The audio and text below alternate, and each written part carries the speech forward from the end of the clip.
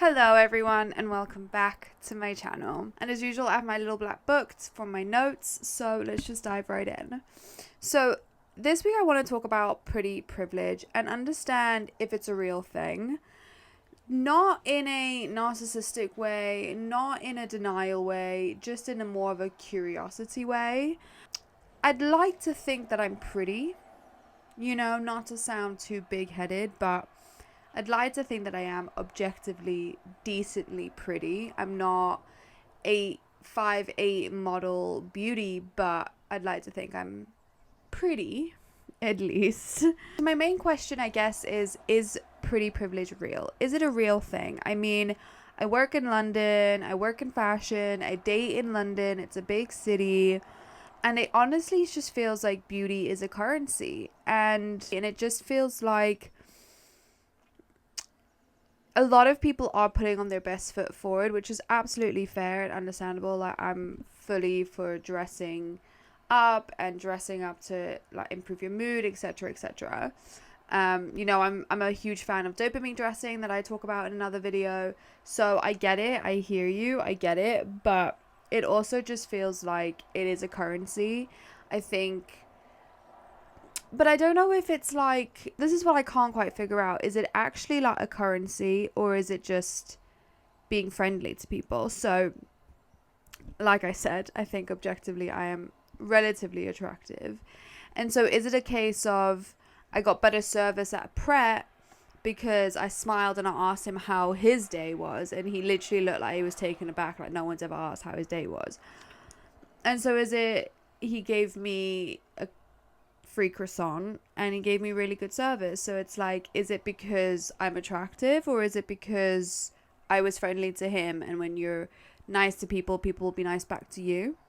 So I'm left wondering with that, for that example. But I also know I've been subject to examples such as back in Christmas, for example. Actually, I was looking for a Santa hat, and I didn't want to buy a Santa hat because buying a Santa hat the week before Christmas is like stupid. It's like £10. It's ridiculous. And so I was going around to different stores trying to find like the cheapest, nicest looking Santa hat. And I basically went up to this guy in Tesco's and I was like, hey, like, do you sell them? And he was like, yeah, we have these and these and these, but not like just the standard, box standard, like Santa hat. Like, that's all I wanted. And he literally is like, wait here. And he like disappears for 10 minutes and he comes back and he gave me a Santa hat. And he said, this is in the staff room for all the staff as like part of uniform. Just take one. And he just gave it to me. And I got it for free.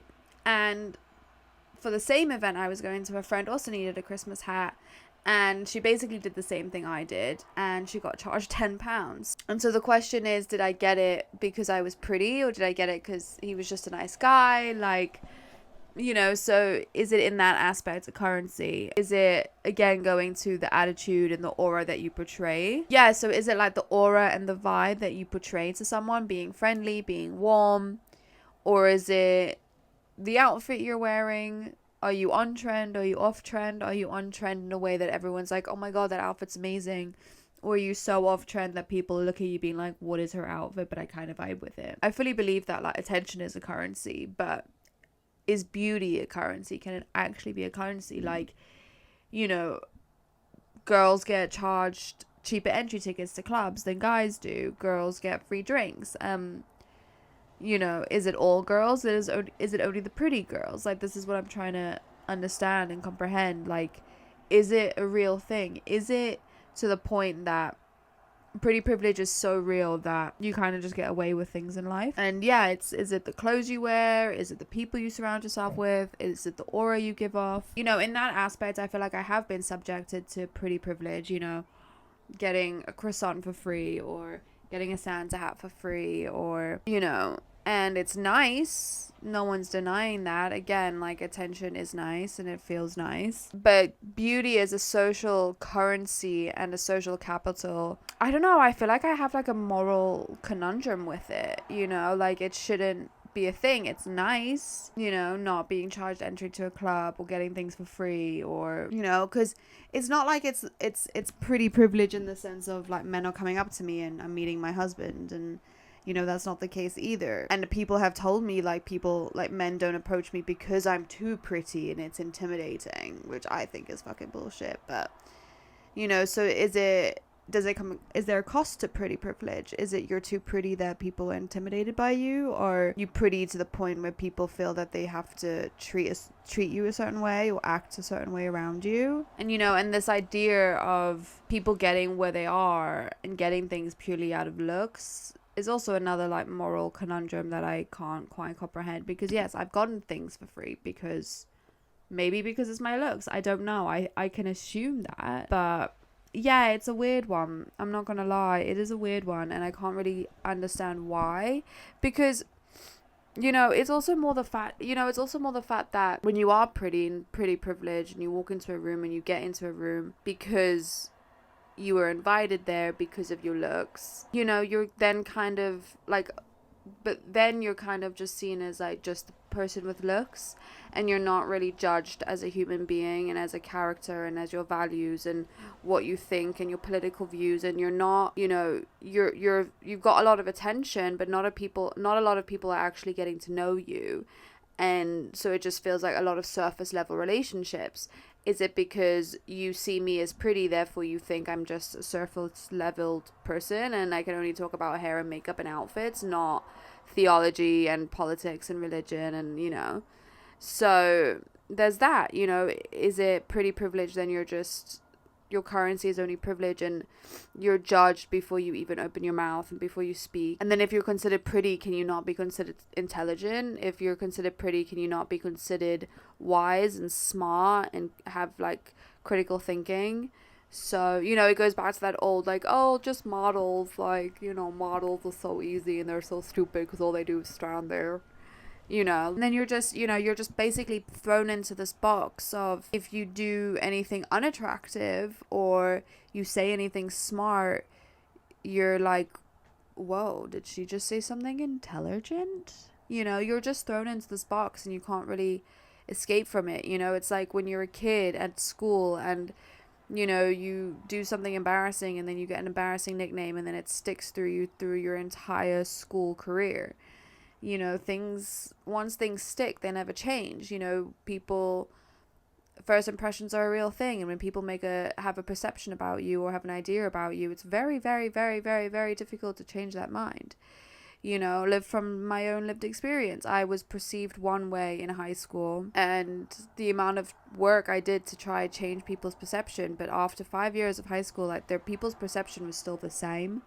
So yeah, it's, you know, it's nice, but it's also limiting. Pretty privilege. It's double-edged sword, as they like to say. And if you're not pretty, what does your day-to-day look like? You know, do you watch other people get these free croissants and free Christmas hats, and you have to pay £10 for a Christmas hat? Like, what is the perception of ugly people? Whereas I don't really think anyone's ugly. I think everyone's beautiful in their own way, but I think there's a societal norm and beauty standard that we adhere to. And so when you meet all the statistics and meet all the criteria of what the societal norms of beauty is, how do you feel if you don't fit into that category? Because, you know, heroin chic is a thing. It's making a comeback. Messy girl, lived in rock star chic makeup, it's a thing. It's coming back. And it's very reminiscent of like the late 90s, early 2000s. And then after the 2000s, we had the whole body positivity movement. And then it's like, well, if then the beauty ideal changes and the beauty ideal is overweight, white, pale, blushed faces like it was in the Victorian times, is skinny, beautiful people not considered beautiful anymore because beauty is on a tandem, swinging, it's changing, trends always changing. So yeah, you know, what is the concept of beauty and what is the definition of beauty? Like, who defines beauty? You know, there's those videos of people where you can calculate how like how symmetrical your face is and how beautiful you are, and Bella Hadid is 98% perfection or whatever the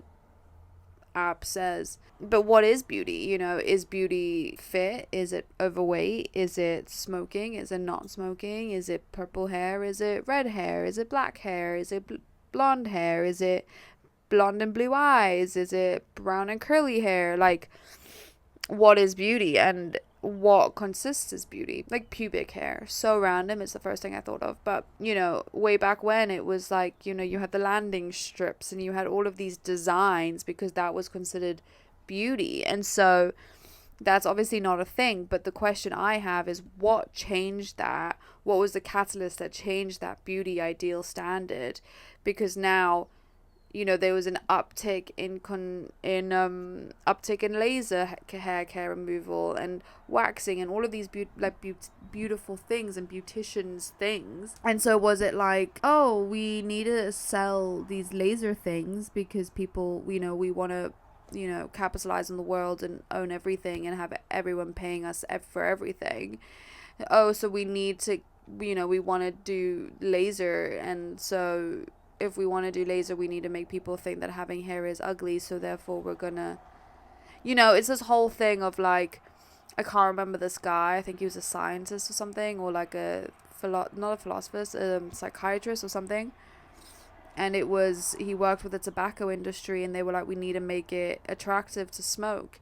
And in the early stages of cigarettes, all of the adverts and the packaging was in this green color because green was considered the color of beauty and the color of like sex or sexiness or whatever. So it was then the psychological marketing ploy or like indoctrination, you could say, of these models holding these green cigarette packets, wearing a green dress in these adverts, and psychologically the viewer would be like, that's attractive. And so that's why smoking really became a thing, and it became like the it thing to do because you were seen as cool, you were seen as beautiful, so it's really fascinating. And that's why cigarettes and fashion is so intertwined, because this marketing tactic I think came out in like the 60s or 50s or something, so, or earlier, because it was like not from the war, because people used to smoke in the war to like not be depressed because war. So I think it was like the 50s or something. But fascinating, it's fascinating. It's exactly like the whole, Santa used to be green and now he's red because of Coke. So it's like, how do these marketing tactics, like with Rode is a modern day example. Rode came out and they had their brand identity and their brand aesthetic, and because of that the whole clean girl era was a thing. So it's like, yeah, I find it really fascinating as to like, what is the catalyst, why, and how does it change, and how does it affect like the average person, and which guys then ties back to my overarching question is, what is beauty, what is pretty privilege, and is it a real thing? So I still don't know, and like I still feel like being attractive, it doesn't earn you respect. Like I was saying, it earns you attention but not necessarily respect, and people might want to be around you but not get to know you. And I think that is an issue, because you could be invited places, you could go to events, you could do all of the things just because you're pretty, but doesn't mean you're very fulfilled and very seen. There's a difference between people seeing you and being seen. And yeah, and then it's like, that then causes stress and anxiety of like, well, people don't actually know me for me, people don't actually see me for me. And again, if the beauty standards change, that anxiety of, well, what happens to my beauty? If I'm considered beautiful now, let's say, for argument's sake, whether you think so or not is irrelevant, but if you say I'm pretty now, and the concept and the perception of what beauty is changes in the next 5 years, what happens to me? What am I gonna have? And also, regardless if it changes or not, in every relationship, in every marriage, in every friendship, beauty fades. At the end of the day, your husband that works out 6 times a week and is fucking sexy, in 10 years, 20 years after kids, a couple of years later, he's not going to have that body. He might not have that face anymore. He might look fucking gross. And so at that point, what do you have? Do you have the commonality of politics, social, activism, religion? Like, what is it, the thing that keeps you together apart from looks? Looks is a good thing. You want to be attractive to the person you're dating and marrying, but looks do fade. So that sense of anxiety of like, well, if there's pretty privilege and if it's a real thing, what happens when my looks fade? What happens when I'm an old woman? Because as we know, women are never perceived as aging like fine wine, like men, certain men, not all men, certain men. Women's never do that. And women, even in this day and age, in 2026, which is crazy, women are still fed this idea of like anti-aging, and aging is scary and it's not beautiful, and anti-age.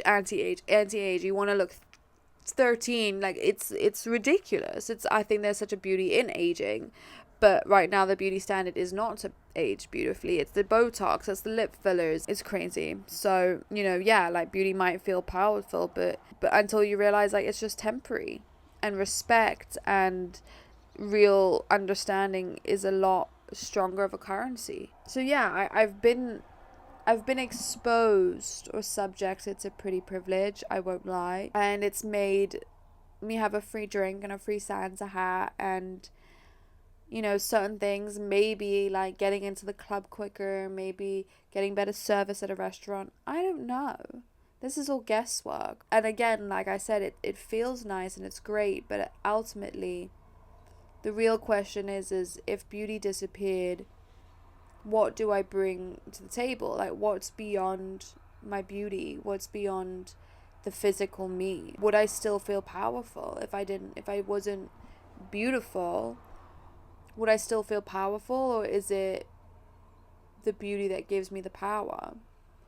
But yeah, I think what gives me the most anxiety is if my beauty faded and I was no longer considered beautiful, what do I bring to the table? What's beyond me? What's beyond my external self? Is it skills? Is it wisdom? Is it understanding? Is it curiosity? Like, what is beyond me? And I think that question scares me even more. So yeah, I'm still left wondering. I think it's a real thing. I do think it's a real thing. I don't have that much examples. I haven't been exposed to it or subjected that much, but I do think it's real, and I do think I have gotten certain things because I'm pretty. But I think the question of what's beyond me if my beauty does fade, or if I'm no longer considered beautiful, I think that question scares me even more. But but yeah, life moves on. But yeah, let me know what you guys think. Let me know if you guys think pretty privilege is a real thing, and if you have had any experiences in it, or is it just me, or am I just recording this to give myself a little bit of an ego boost? Who knows? I don't know. But as usual, I'll love and leave, and I'll see you same time, same place next week. Bye.